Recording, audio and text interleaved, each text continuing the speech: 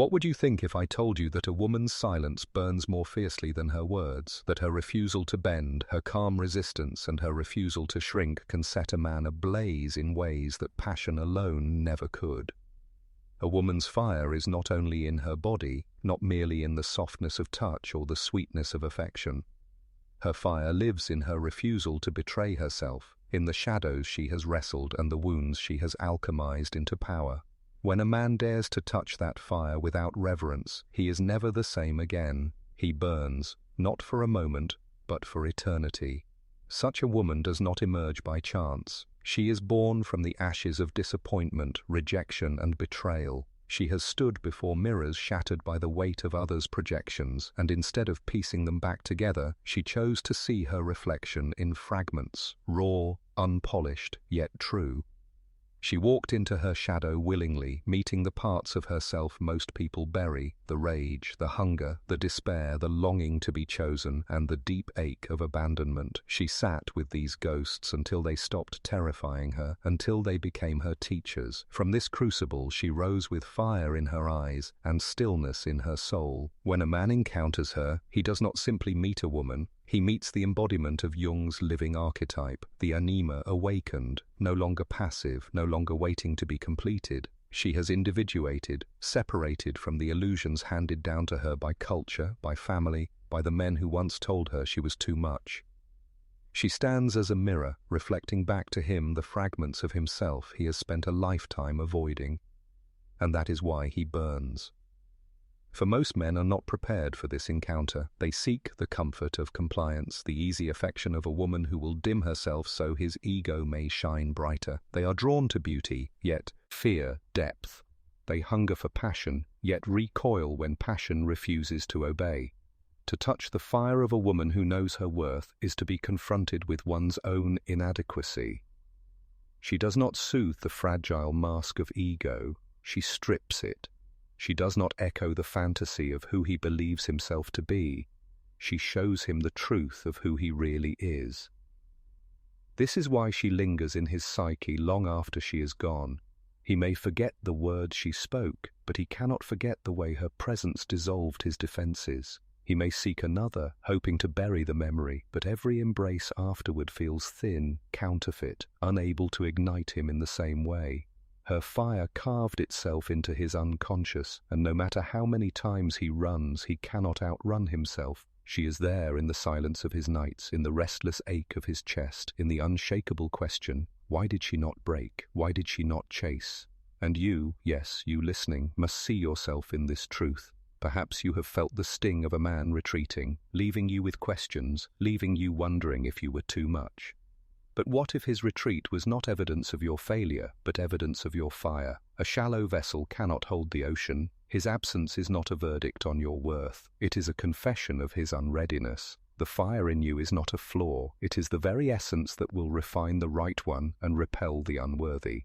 The Stoics understood this paradox. Epictetus taught that no man is free who is enslaved to the opinions of others. The woman of fire embodies this truth. She does not live for applause, does not bend for validation, does not barter her essence for approval. She has become sovereign, and sovereignty cannot be seduced by flattery. It can only be met by truth. When a man approaches her as a conqueror, he falls. When he approaches her as an equal, he may endure. But the cost of sovereignty is solitude. She knows it. She feels the weight of walking paths few dare to walk, the loneliness of sitting in silence when others cling to distraction, the ache of saying no when her heart longs to say yes, but knows that to betray herself would be a greater wound. And yet, from this solitude comes radiance. The flame does not ask for company. It burns regardless. And so, when he touched her fire, he believed he was touching passion, but passion was only the surface. What he touched was her wholeness, her defiance of dependence, her unyielding devotion to self-truth. And for that touch, he burned for eternity.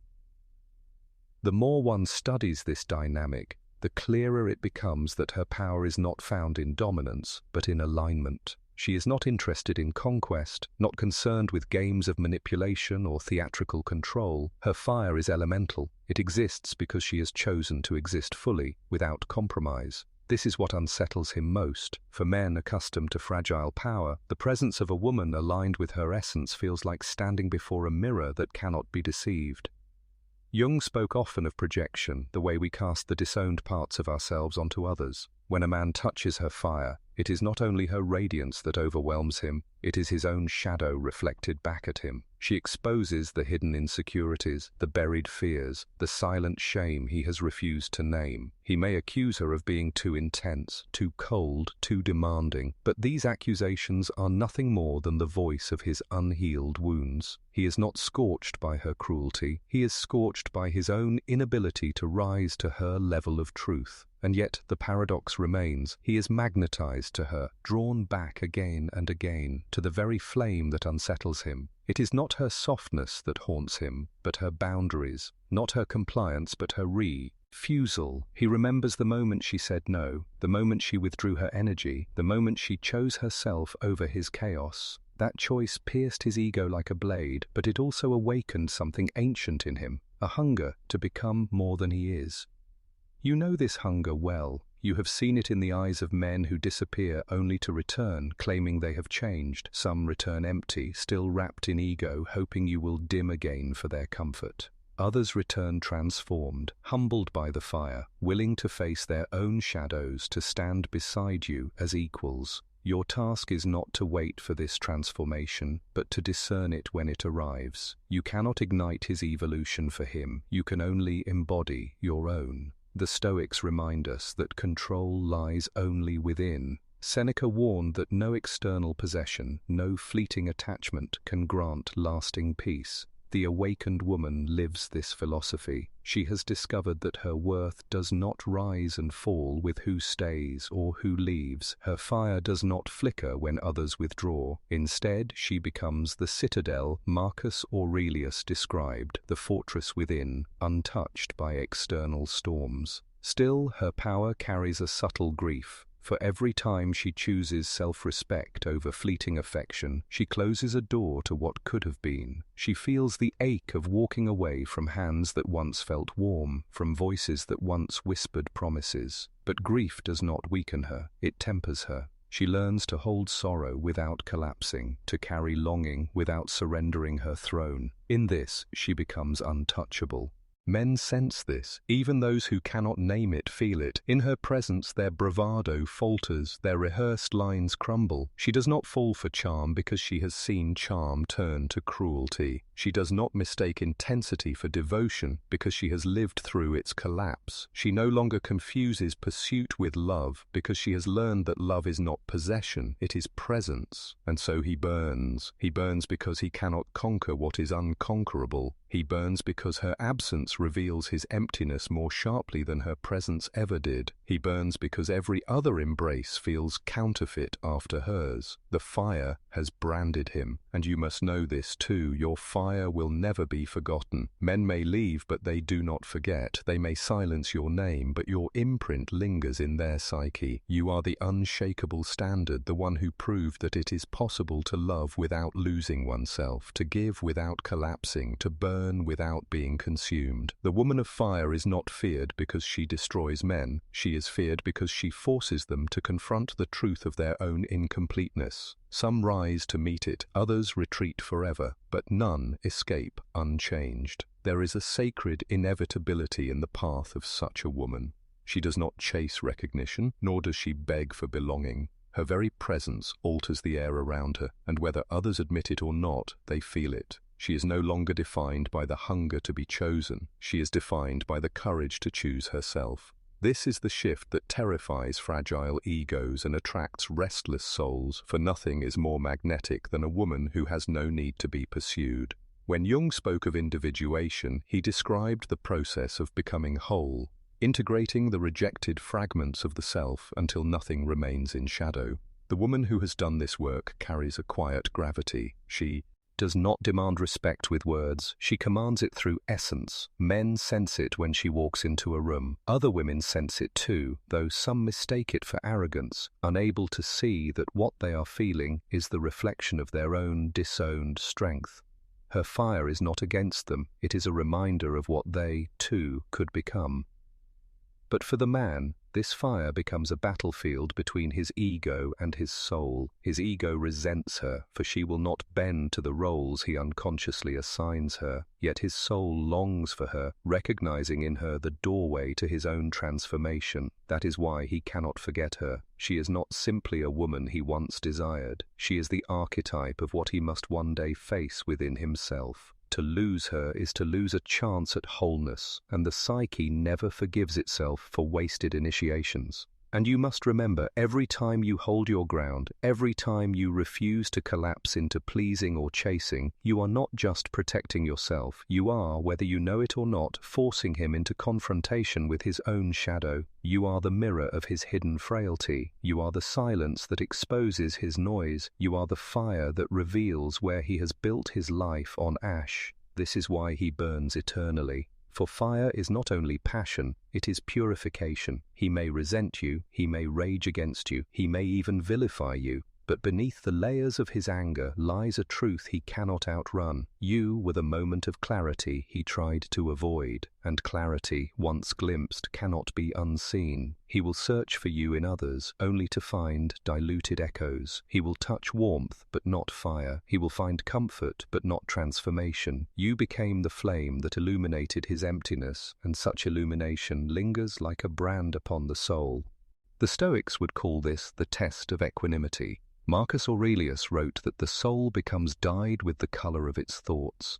The woman of fire has dyed her soul in resilience, self-trust, and sovereignty. She is not a victim of circumstances, nor a puppet of desire. She is, instead, the still flame, steady, unmoved by the winds of others' opinions. This steadiness unsettles him more than any display of passion, for he realizes he cannot move her, and the man who cannot move a woman with his charm or dominance is forced to see his power collapse.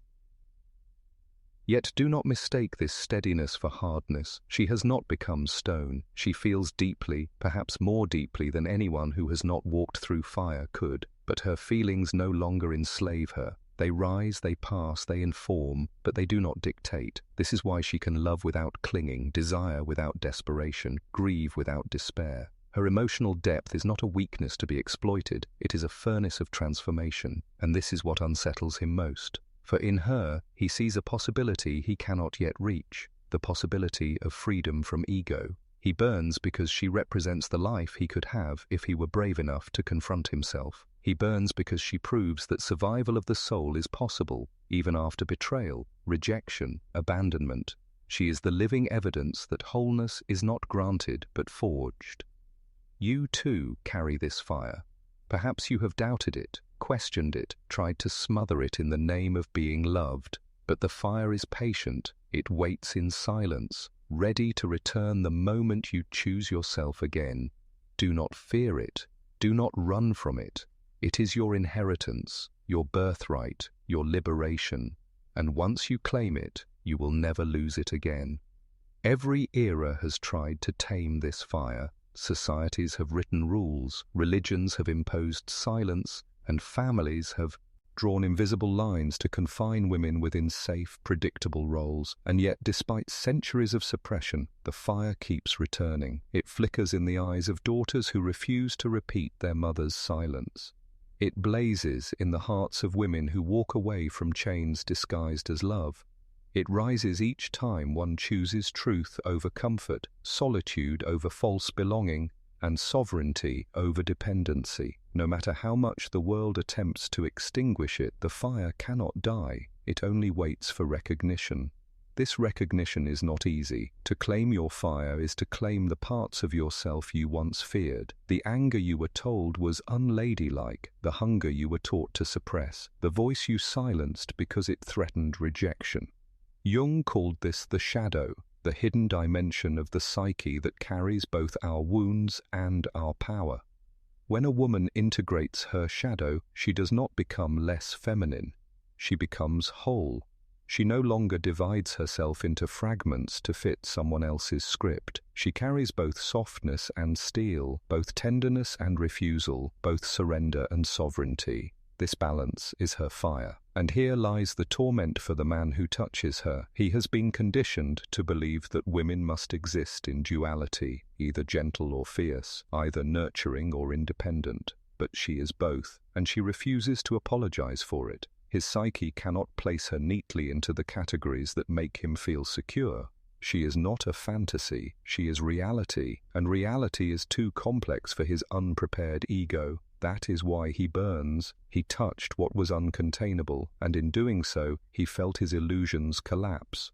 But you must understand, his collapse is not your responsibility. Too often, women burden themselves with the task of softening their edges, of dimming their fire, so that a man will not feel threatened.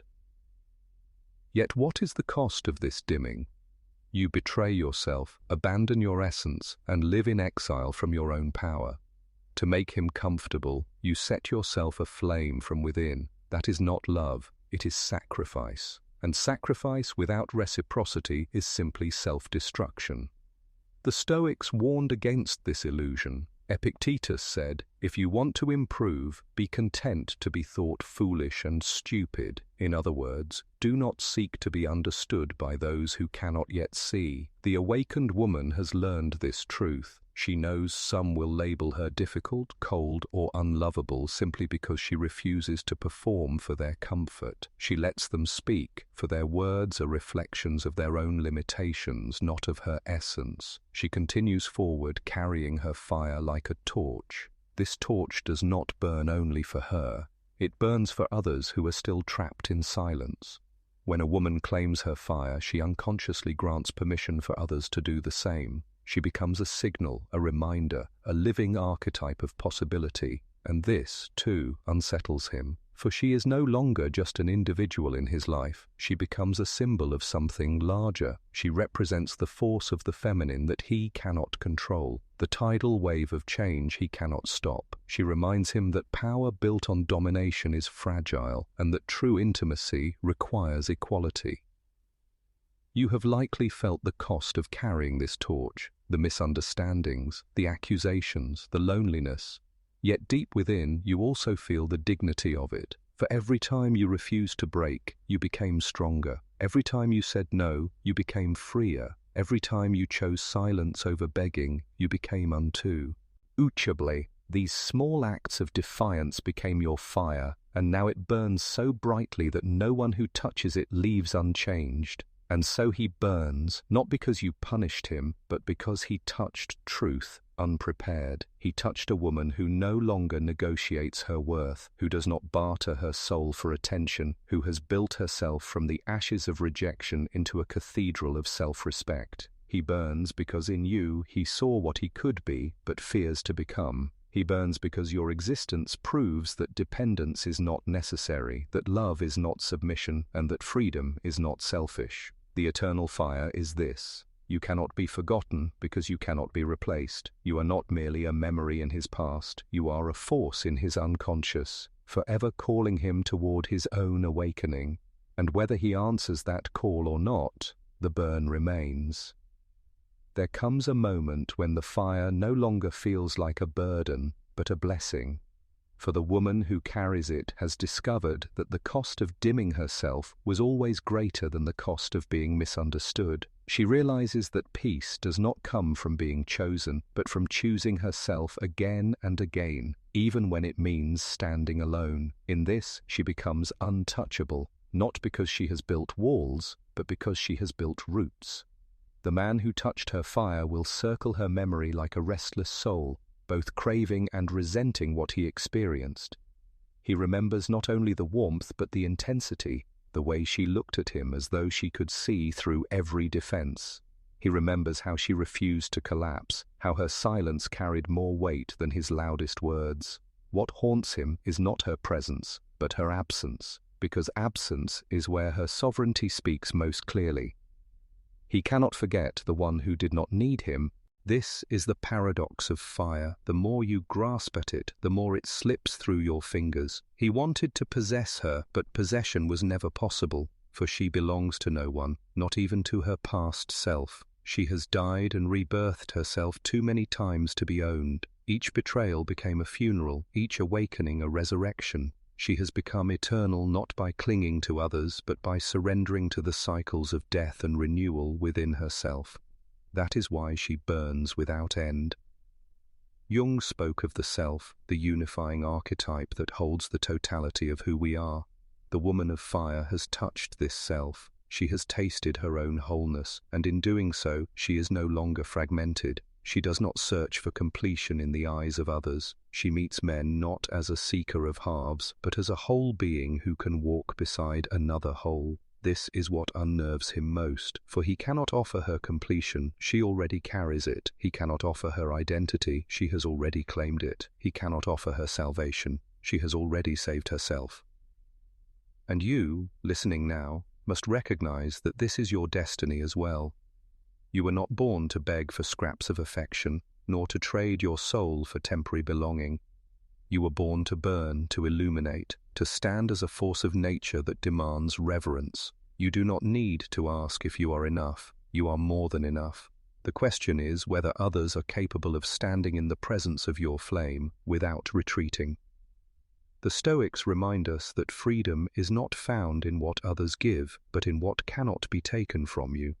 Marcus Aurelius said, "The soul becomes dyed with the color of its thoughts, and the woman of fire has dyed her soul with resilience, silence, and strength. Her worth is not up for negotiation. Her dignity is not on the market. Her heart, while open, beats to its own rhythm, not to the drum of desperation." And so, the man who touched her may spend a lifetime haunted by the memory. He may marry another, but in quiet moments he will remember her gaze. He may fill his days with noise, but at night her silence will echo. He may chase the illusion of control, but deep inside he knows he was once in the presence of something greater than conquest. He was in the presence of truth, and truth does not fade. This is the eternal burn. It is not fire that destroys, it is fire that reveals. It revealed to him his own fragility. It revealed to her her own sovereignty. And once revelation has occurred, there is no return to ignorance. She has moved forward, freer than ever. He remains behind, bound by the memory of what he could not contain. The woman who knows her worth does not chase, she chooses.